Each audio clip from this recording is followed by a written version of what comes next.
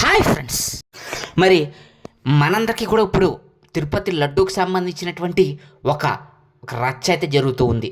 అసలు తిరుపతి లడ్డు ప్రసాదాన్ని మనందరం కూడా తిరుమల తిరుపతి దేవస్థానానికి సంబంధించినటువంటి లడ్డు అనేది కల్తీ నేతితో తయారు చేస్తున్నారని, ఆ నేతిలో మరి వెజిటేబుల్స్ సంబంధించిన వ్యర్థాలతో పాటుగా మరి జంతువులకు సంబంధించినటువంటి మరి కొవ్వు, పంది కొవ్వు, అలాగే ఎద్దు కొవ్వు, అలాగే ఇంకా వివిధ రకాలైనటువంటి జంతువుల యొక్క కొవ్వుతో చేపకు సంబంధించినటువంటి ఫ్యాట్ తోటి తయారు చేస్తున్నారని చెప్పేసి అయితే మరి రీసెంట్గా అయితే తెలియడం జరిగింది కదా. మరి ఈ విధంగా దీనికి సంబంధించినటువంటి ఈ యొక్క లడ్డు వివాదాన్ని సాక్షాత్తు ఆంధ్రప్రదేశ్ ముఖ్యమంత్రి అయినటువంటి నారా చంద్రబాబు నాయుడు గారే కల్తీ జరుగుతుందని, కల్తీ నెయ్యితోటి మరొక ప్రసాదాన్ని గత వైసీపీ ప్రభుత్వం మరి ఏదైతే ఉందో ఆ ప్రభుత్వం కల్తీ నెయ్యితోటి ఈ యొక్క ప్రసాదాన్ని తయారు చేసేదని, ఆ నెయ్యిలో జంతువుల కొవ్వు కూడా కలిసిందని అయితే చెప్పడం జరిగింది. దీంతో ఇప్పుడు మొత్తం దేశం మొత్తం ప్రపంచం మొత్తం కూడా ఇప్పుడైతే మరి ఈ యొక్క తిరుపతి లడ్డు మీదే ఇప్పుడు అందరూ కూడా చాలా చాలా విచారిస్తూ ఉన్నారు.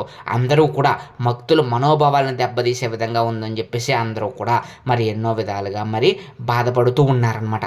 అసలు దీనికి సంబంధించినటువంటి వివాదం ఏంటి అనేది మనం క్లియర్గా అయితే తెలిసేసుకునే ప్రయత్నం చేద్దాం ఈ వీడియోలో.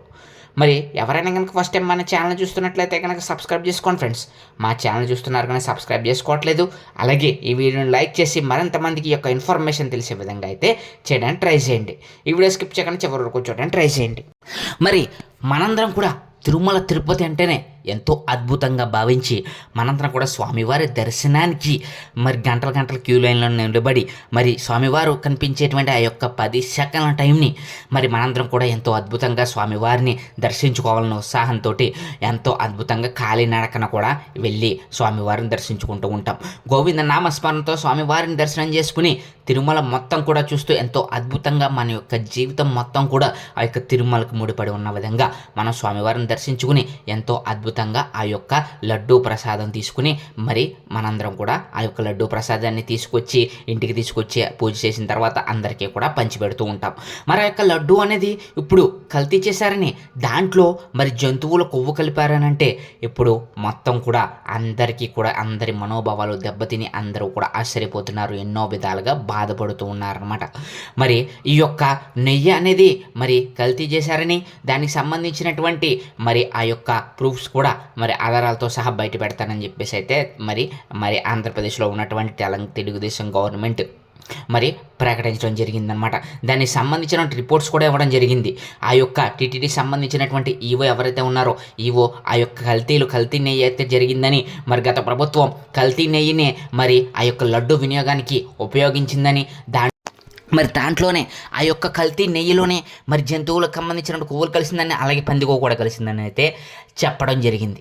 మరి ఈ విధంగా చెప్పడం తర్వాత దానికి సంబంధించిన రిపోర్ట్స్ను కూడా మరి రిలీజ్ చేయడం జరిగింది. ల్యాబ్లో టెస్ట్ చేశారని, జూలైలో మరి ఈ యొక్క శాంపిల్స్ సేకరించి మరి జూలై సంబంధించినటువంటి మంత్లోనే ఈ యొక్క నిజం తెలిసిందని అయితే చెప్పడం జరిగింది.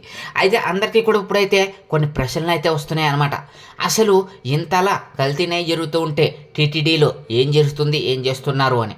ఇప్పుడు మనకు సంబంధించిన విషయం ఏంటంటే కనుక ఇప్పుడు జూలైలో ఈ యొక్క విషయం తెలిస్తే మరి ఇన్ని రోజులు ఎందుకు దాచారని చెప్పేసి మరి టీటీడీ గవర్నమెంట్ని అయితే అడగడం జరుగుతుంది. టీడీపీ గవర్నమెంట్ని అయితే ప్రశ్నిస్తున్నారు మరి మిగతా వాళ్ళు అనమాట.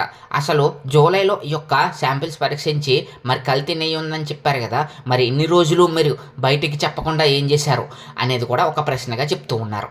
అలాగే ఇంకొక ప్రశ్న ఏంటంటే కనుక అసలు టీటీడీకి సంబంధించినటువంటి చెకింగ్స్ ఏమయ్యాయి, ఆహార పదార్థాల విషయంలో కానీ ఆ యొక్క లడ్డూలో కానీ నాణ్యత లేకుండా మరి ఇంతలా ఎలా చేస్తారు, అసలు ఆ యొక్క నెయ్యి కల్తీ జరుగుతుంది, నెయ్యికి సంబంధించినటువంటి మరి ఆ యొక్క పదార్థాలను చెక్ చేసేటువంటి చెకింగ్ సంస్థలు మొత్తం కూడా ఏ విధంగా ఈ యొక్క కల్తీ నెయ్యిని అనుమతించబడ్డాయి అనేది కూడా అందరికీ కూడా ఒక ప్రశ్నార్థకంగా అయితే మారడం జరిగిందనమాట. మరి దీనికి సంబంధించి మరి అసలు కల్తీ జరుగుతూ ఉంది అంటే మరి ఇప్పటి వరకు కూడా ఆ కల్తీని బయట పెట్టకుండా ఏం చేశారనే దాని మీద ఒక అంశం మీద, అసలు కల్తీకి సంబంధించినటువంటి ఆ యొక్క నెయ్యిని మరి అసలు ఎన్ని సంవత్సరాల నుంచి వాడుతున్నారు అనేది కూడా క్లారిటీ లేదు. మరి ఈ విధంగా రోజుకి స్వామివారికి లడ్డూల ప్రసాదం తయారీలోనే 15 టన్నుల నెయ్యిని అయితే వినియోగిస్తూ ఉంటారంట.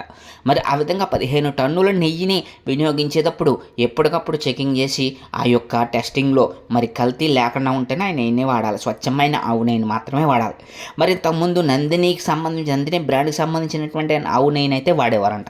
తర్వాత వైసీపీ గవర్నమెంట్ దాన్ని క్యాన్సిల్ చేయించి టెండర్లు పిలిచి కొత్త వాళ్ళకైతే దీన్ని అయితే ఇవ్వడం జరిగింది.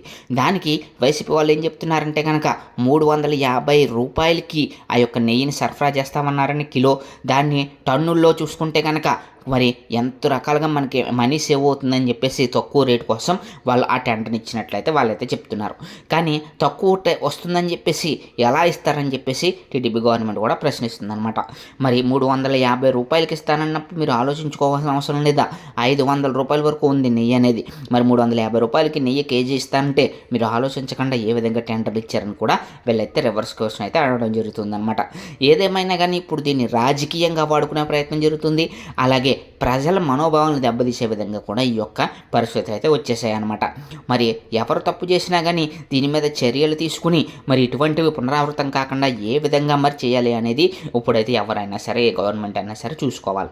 మరి దాన్ని వదిలేసి రాజకీయంగా మీరు తప్పు చేశారనే దాని మీద రుద్దడం కాకుండా మరి వీళ్ళు ఇప్పుడు ఇలాంటివి రాకుండా ఫ్యూచర్లో ఇటువంటి కల్తీలు జరగకుండా మరి ఎంతోమంది ప్రజలు వెంకటేశ్వర స్వామిని ఆరాధించేటువంటి దైవంగా మరి ఎంతోమంది ప్రజలతో ముడిపడి ఉంది.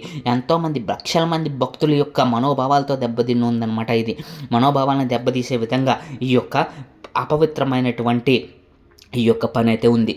అసలు తిరుపతి మరి ఇది అసలు నిజం జరిగిందా, అసలు నిజంగా కల్తీ జరిగిందా అంటే మరి ఇవాళ వాళ్ళు రిలీజ్ చేస్తున్నటువంటి రిపోర్ట్స్ చూస్తుంటే నిజంగానే దాంట్లో జంతువుల యొక్క వ్యర్థాలు కలిసాయని అయితే తెలుస్తూ ఉందన్నమాట. కొవ్వు కలిసిందని కూడా చెప్తూ ఉన్నాయి ఆ యొక్క రిపోర్ట్స్. మరి ఈ విధంగా నిజంగా కనుక ఇది నిరూపణ అయితే కంపల్సరీగా మరి అందరినీ కూడా శిక్షించాలని, దానికి సంబంధించి ఎవరైతే అధికారులు ఉన్నారో అలా పాత గవర్నమెంట్లో ఎవరైతే ఉన్నారో వాళ్ళందరినీ కూడా కంపల్సరీగా శిక్షించాలని చెప్పేసి అయితే ప్రజలందరూ కూడా కోరుకుంటూ ఉన్నారు. అసలు ఈ విధంగా జరగకుండా మరే విధంగానైనా చర్యలు ఏ విధంగా తీసుకోవాలి, ఫ్యూచర్లో ఏ విధంగా మరి దీన్ని అరికట్టాలనే దాని మీద కూడా ప్రజలు ఎంతో ఆసక్తికి అయితే ఎదురు చూస్తూ ఉన్నారు. అసలు ఇలాంటివి జరుగుతున్నాయంటేనే హిందువుల మనోభావాలు దెబ్బతీసే విధంగా వెంకటేశ్వర స్వామికి కోట్లలో భక్తులు ప్రపంచం మొత్తం ఉన్నారు. మరి విదేశాల నుంచి కూడా ఎంతోమంది వచ్చి అమ్మవారిని దర్శించుకున్న ఆ యొక్క లడ్డు తీసుకోకుండా ఎవ్వరు కూడా వెళ్ళరనమాట. మరి అటువంటి దాని మీద కల్తీ జరుగుతూ ఉంటే, అటువంటి తిరుమలలోనే లడ్డూలోనే విషయంలోనే కల్తీ జరిగితే మిగిలిన ఆలయాల విషయంలో ఏంటని చెప్పేసి అందరూ కూడా బాధపడుతూ ఉన్నారు, ఆందోళన అయితే చెందుతూ ఉన్నారు.